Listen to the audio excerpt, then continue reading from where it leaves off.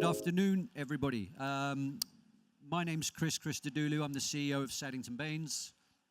And I'm Tom Noble from Neurostrata. So what we're here to talk about today is neurocreativity and how it can help change the way we create content. We're a production company that's been in business for 27 years. We've worked with major brands and agencies in that time, creating visual content for multiple different platforms. And over the years, we've got involved in understanding the emotional triggers that people feel and the perception that they get from the imagery that they look at. So Tom's from Neurostrata and I'm from Saliency Baines, and below what we do is underpinned by software and process, and we're going to explain today how we actually use that to help us actually create the content that we deliver for our clients. So I'm going to start with a bit of audience participation, so don't be shy, including you lot at the back there. I'm going to ask you to tell me how you feel about this image. Are you aware at this point in time of how you actually feel about this image? Are you feeling more than one emotion? Do you know how strong that emotion is? Anyone? No? Well, the reason I'm asking that is that as people, we're not able to access our emotions very easily. We're not aware of how we're feeling at any one time. That's why a lot of the time when people ask you a question, you say, oh, I have a gut instinct about this, or a gut feel, or it just feels right, because you're not able to access that emotion very easily. And, you know, why is that important?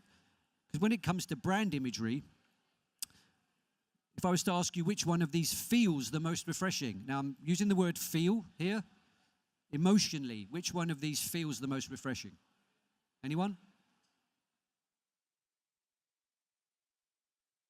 Coke. Okay. Anybody else?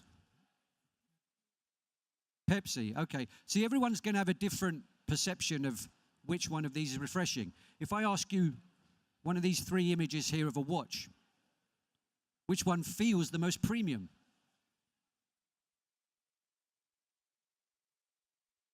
Now, they're all very similar images. They all have a very similar visual language. Ultimately, which one of these is actually premium?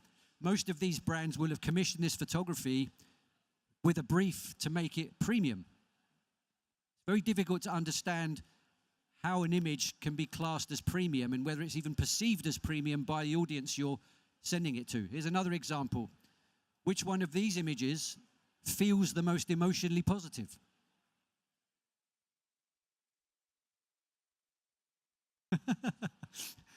And finally, one more. Which one of these car angles feels the most powerful? Which one? This one here. The one coming straight towards you, yeah. So what I'm doing here is I'm actually demonstrating why focus groups, for instance, as a research method, struggle to give you meaningful information about emotion. And the reason that emotion's important is because it drives our behavior, and it actually gives us the perception of a brand through its imagery. And we've asked the question, and this is what we're doing with this type of research, is can you go beyond just gut instinct and guesswork when it comes to creative? So many decisions are made purely on gut instinct and guesswork around what kind of content it should be, which photographer it should be, which filmmaker it should be, what it should look like.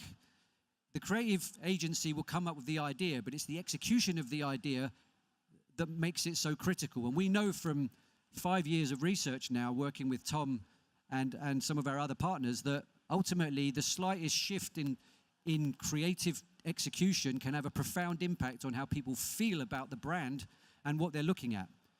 And we've got plenty of testing and data to back that up. So the sort of questions we're asking is, can you optimize content?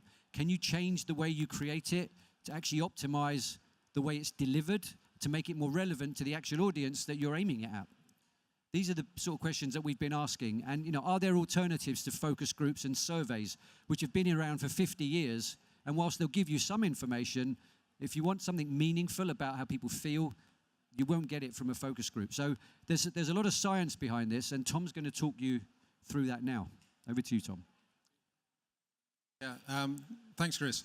So just a very quick science lesson. I'm a brand guy, spent a lot of time with creatives when I was working on the marketing side.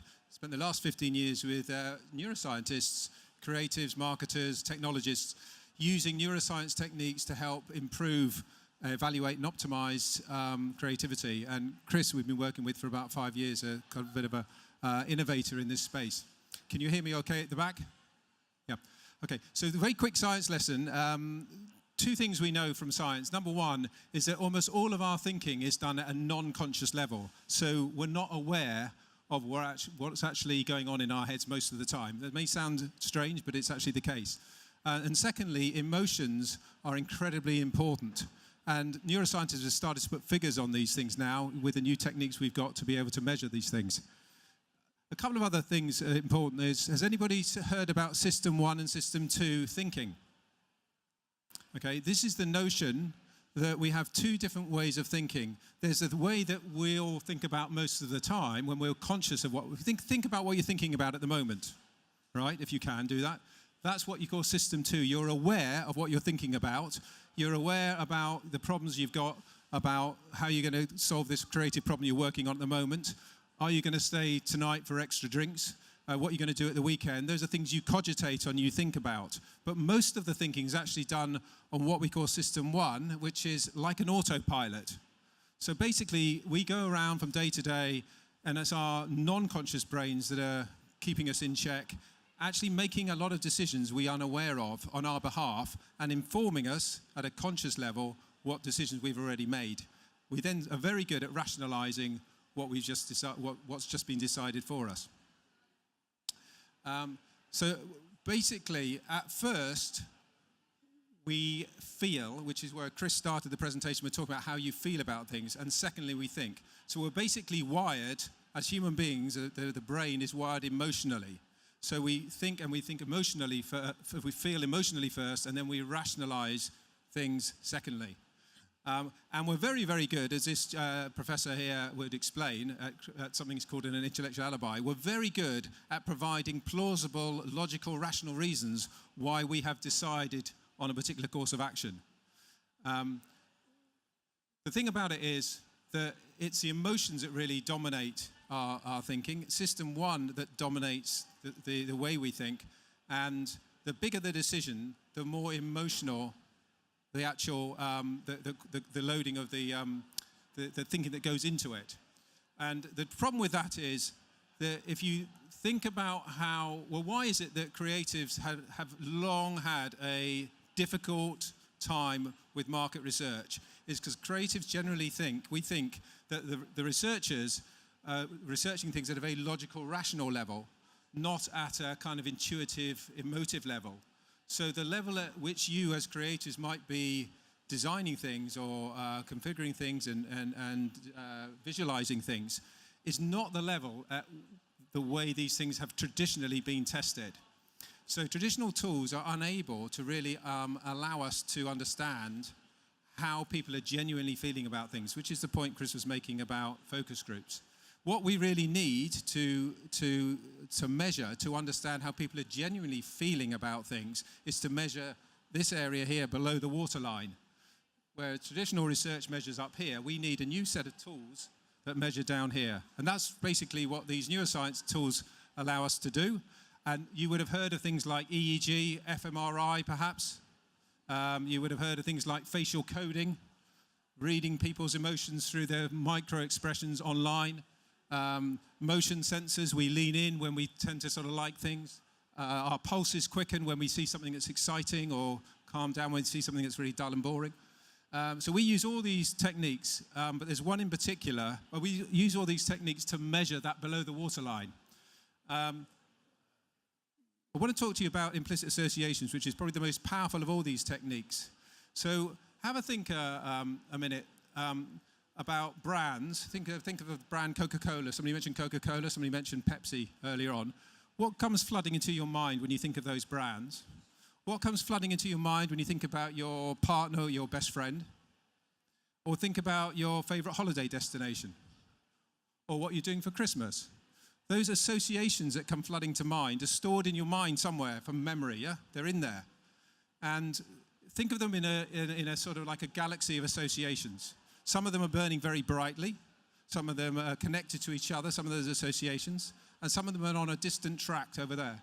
But if you could understand, you could find a way of understanding those associations, you're in a very good place to understand whether this particular image of a watch or that one, or this car or that car, this lighting angle, that camera angle, could actually improve the perception of what you're looking for.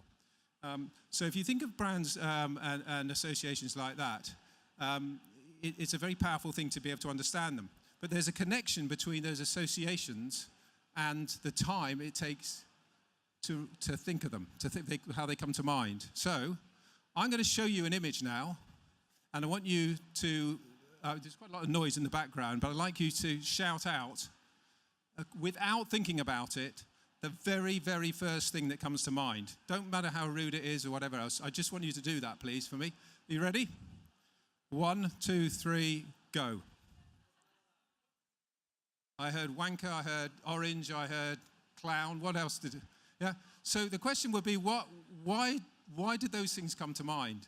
That very first thing that came to mind, it did so because it was the most powerfully connected in your mind. And now I'm talking about wanker or orange, whatever, other things are probably flowing into your head as well, those supplementary associations. So the speed of association is connected to the strength of association. So we have a technique that allows us to do that. It's an online technique, gaming technique, and it allows us, if you like, to decode this very thing that's so important. So when we're shown an image, to what degree is it resonating against X, Y, or Z? And that really is at the core of how neuroscience can help creativity. And we work with lots of different companies around the world the last sort of 15 years or so, and more are using it because it can help evaluate and then optimize creativity. So this notion of science and creativity being enemies of each other is actually completely the reverse. Because what we're able to do is to measure in a very objective way, quantified as well, how people are genuinely feeling about the stuff that you're putting in front of them. So we're measuring the intuitive responses as opposed to the logical, rational responses. And we know that there's more and more evidence for how emotionally based communication gets better results. And these companies are doing more and more of that kind of work, and more is coming out about it. So at that point, I'd like to hand back to Chris, who's going to explain how he's been embracing this with Saliency's and using it on a day-to-day basis. Thank you, Tom. So for us as a production company, our role and our job is to create the most powerful, emotionally potent imagery that we can for our clients. Clients come to us to make their ideas. So for us, we got very interested in the notion that we could actually test what we're doing whilst we're making it. A lot of testing techniques happen after a piece of content's been created. It's kind of too late then. The money's been spent and you send it out there and you hope it's going to work. What if you could actually do work and test things whilst you're actually making them to know whether the creative execution that you're applying is relevant to the brand you're working for and is actually emotionally positive or not? You can actually get a read on that now. And to do that, we created a process and a service called Engagement Insights. And essentially that's what it gives you. It gives you deep insights and analytics into the non-conscious system one feelings that you get from your consumers. You put imagery in front of them and you get very quick readback of the association that they have with what they're looking at with a certain series of words. So that gives us as a company the ability to refine and hone what we're making to actually create a bigger resonance in a particular direction. So if a brand has their biggest brand attribute is inspiring, we can actually test whether the imagery that people are looking at is actually generating the perception of inspiring. That's never been able to be done before, and it means that as a production company, we're able to really look at what we're doing and know what sort of direction we can go in, and we can pull certain levers to give us that ability. It's part of our DNA now, and we do that as part of everything that we create. Now, the key thing is that this is all taken out of the lab. You don't have to get people in a room, take them to a lab, put any headsets on them. This is a gamified online test, and it means that you're not talking to 10 people or 12 people who hold the future of your campaign in their hands. This is actually 400 people at home or at work for 15 to 20 minutes, and you get super quick readout, because one of the biggest issues around some of the testing is that sometimes it's too slow and it's too expensive. This can be done very quickly, very inexpensively, and the results come back within 24 hours. So for us as a company, we can turn around what we're doing really fast. So the key things we measure are emotional pull. How do people actually feel about what they're looking at? Are they attracted or do they avoid? The attribute resonance is the one I just mentioned, where depending on what your brand's attributes actually are, you can test your imagery against those attributes. So if you want to be known as bold or confident, you can actually see whether that's actually resonating with the imagery that you're creating. You then have fit to brand, which is to do with the brand's specific assets, their logo, their colors, everything that comes to do with their distinctive assets. And finally, visual saliency, or what we call pop out, is to what degree are people, where is their eye going? Where's their eye going to land on the image? And when you start to look at the sort of things we can test, here's a test that we did a while back now, but just looking at the impact of color. I'm going to flick backwards and forwards to show you just the impact of color alone from the blue car to the red one. The red one increases the I want metric. So suddenly you're going from a negative to positive metric on I want. The red car is seen as more, the red car is seen as more believable than the blue one, and it's more desirable. So suddenly you're starting to get readouts on how people are feeling and perceiving these images, so that even if you come to a point where you want to understand what the launch color of a brand should be, a new car, you can actually test it. I think this one's one of the most interesting for us that we've done over the years is orientation. All we've done is flip the image. That's the only thing we've done. But look at the difference in perception on the I want metric and the desirability metric. They all increase. There's an increase generally across all the attributes purely from flipping the image. And that comes to some degree down to left brain, right brain. Yeah, this is to do with the science, but because we're short of time, if anybody's interested in why that would be the case from a science point of view, I can explain a bit later on. So I'm going to quickly rattle through an actual case study where we applied these principles for Honda for their biggest ever European digital campaign. We basically created a world for these animations to live in to show consumers what the different products do.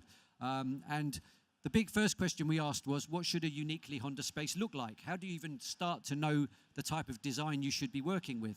So the first thing we did was we placed one of their cars, a photograph, into photographs of 8 existing architectural spaces, just to see what would come back. What would people's perception of a Honda architectural space be just based on these ideas? Now, you wouldn't think that would have a big impact because the only thing that's changed is the background. But when you look at the results, and this is a summary of the results, you see very quickly there are some really polarizing results here. That had the agency and the client gone with number 7, the worst performing, the perception of the image and of the brand is not positive at all. And we can talk to you about what's behind this. But there were 2 very clear winners in the first test, which also had a very high emotional pull ranking, and it was those 2 that we took to the next level. But ultimately, when we put all the results together, this was the design structure that we were going to follow. This was the language we were going to use. We then took that to a next test where we actually looked at different structures, different shapes, actually had trees in, no trees, textures, different materials, and that had its own set of results. And from that, there was a clear winner again, and we kept doing that. We did it with graphics, typography, color, grade. Ultimately, this was the winner of this particular test. And then these are some of the final images that came from the actual animation itself. So at various stages in the process, we were getting really clear readouts of what actually was resonating with people for Honda's brand attributes, which were advanced, sporty, and authentic. So ultimately, it was also effective because people were spending a lot longer on site, more than they ever had before. Their key value behaviors increased across their 5 key markets. And we were proud to actually win the best use of data and insights at the recent CIM Marketing Excellence Awards. So in summary, Tom? So in summary, what this technique allows us to do is to evaluate how people are thinking, feeling, as opposed to what they will tell you at a logical, rational level. So it's much more valuable for the creative process. It produces quantified data, which you would never get out of focus groups, of course. And it goes deeper than focus groups, and obviously a lot deeper than the normal survey work. You can help to, if you're doing the kind of work that Chris is doing, where you're only varying one thing at a time, you can see how that can be very helpful in understanding the triggers and the cause and effects, and getting to understand what you need to do to enhance a particular image to perfection, or to get it as close as possible to fit with the brand or with the brief. you obviously, because you're looking below the waterline, as it were, in that sort of 95% area, you are more likely to come across fresh insights that you can't gather from typical focus groups and ways of normally researching things, or from just discussing things around a table. And there's more and more evidence that this kind of stuff, as you would suspect, is more accurate at understanding people's perceptions about the creativity, but also is more predictive of how they're likely to behave. So that's the... And in summary, really, consumers are emotional, all of us. We make our decisions below the waterline at a non-conscious level. So if you can tap into that and get the insights from this process, and you can boost emotion, you're then more likely to boost impact and perception. And that allows us as a production company to enhance and optimize what we create so it's more relevant to the audience you're trying to reach. So in summary, de-risk the production of your creative. That's what this allows you to do. So I'm Chris, he's Tom, and we're out.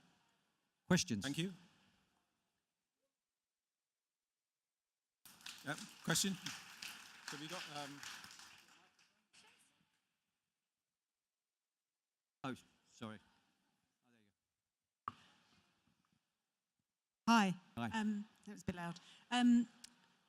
Do you think that artificial intelligence is going to supersede this ultimately? I don't believe it does, because what we're doing here is we're trying to tap into emotional response. We're actually measuring how people feel about something.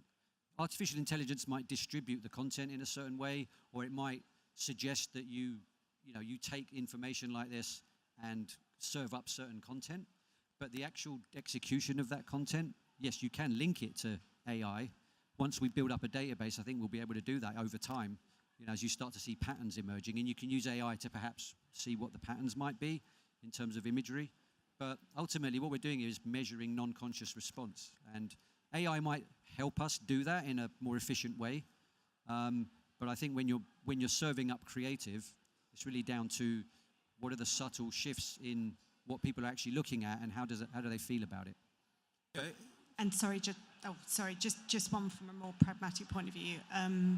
The insights that you gain, are you allowed to cross them over for other brands? You're allowed to what, sorry? Crossover for other brands. Are you allowed to apply those insights that you gain?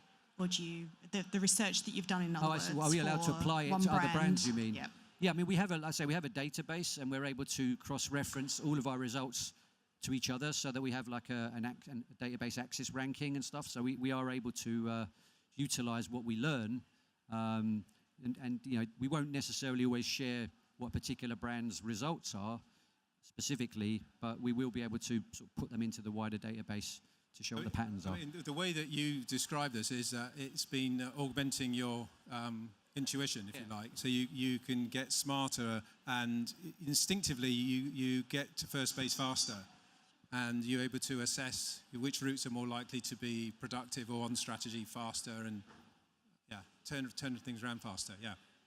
Could I just ask you what portfolio of people work on this?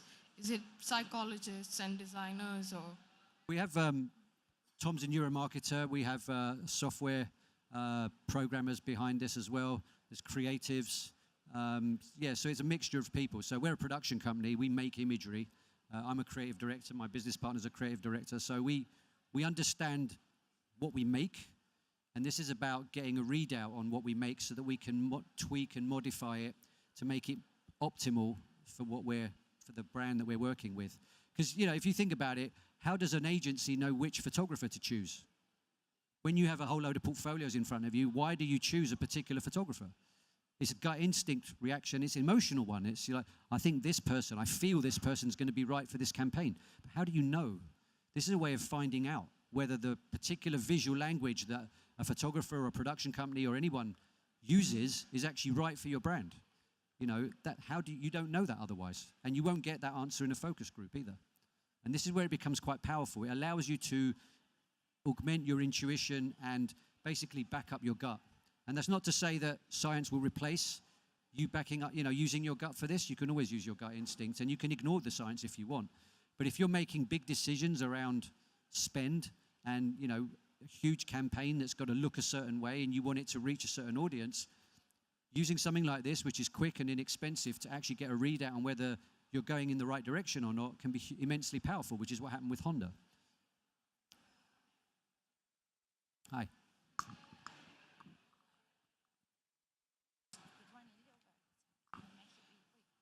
In your example of 400 people participating in the research at home or at work, can you please clarify what are the tools and techniques you're using that make it different to the usual survey?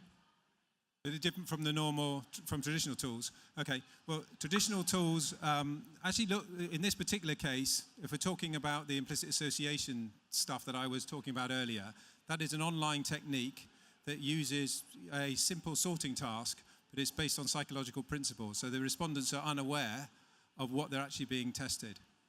The reason for that is the moment somebody is aware of the question, i.e., is this more refreshing or is this more luxurious, is the millisecond that answer can never be a non-conscious answer. What that means is that your rational filters come in instantaneously. So the traditional methods of asking these questions cannot get at the non-conscious. So you need a technique, and it's basically, if anybody's interested, it's something called the Implicit Association test, which from Harvard, which was designed to understand why it was that there seemed to be implicit bias in the American police force, racial bias, because when they did the surveys in the traditional way, the answers came back that there wasn't a single racist bone in anybody's body and that there was no problem. That clearly wasn't the case, and so the academics got to develop a test which allowed us to understand implicit bias, implicit associations, and that's what's embedded in these tests. But it's a very simple test. It doesn't, we do a lot of work with wires and scanners. It's not like that at all. It's very simple. We call it simplicit testing. Yeah, so Take one more. We've got time. last one, I think. My question is really around, we build applications. So does the techniques you use apply to longer journeys through systems? How can you track that rather than just flat images? Didn't quite catch that. It was a bit noisy. Would you mind just repeating that a bit louder? Thanks. How do your techniques work across longer journeys for applications or videos or something like that, rather than just still images? Works. You can make it work across film, video, still images, design, typography, or even just words, even just concepts. So it's got a wide array of applications. Anything that's got an element of design to it. I mean, just to give you an idea, we in the last, I don't know, 2 or 3 months, we've tested film scripts, TV programming ideas, which are just narratives. We've tested audio branding, audio stuff. I presented at Cannes, the Lion thing, about alternatives to the Alexa voice, that brands are exploring having their own voice, for example. And the same technique allows us to be able to assess how those different pieces of stimulus are evoking what kind of responses. So we might use it for casting, for example. Its applications are very, very wide indeed. Experiential, sensory work as well. Yeah. Thank you, everyone. Okay. Appreciate it. Thank you.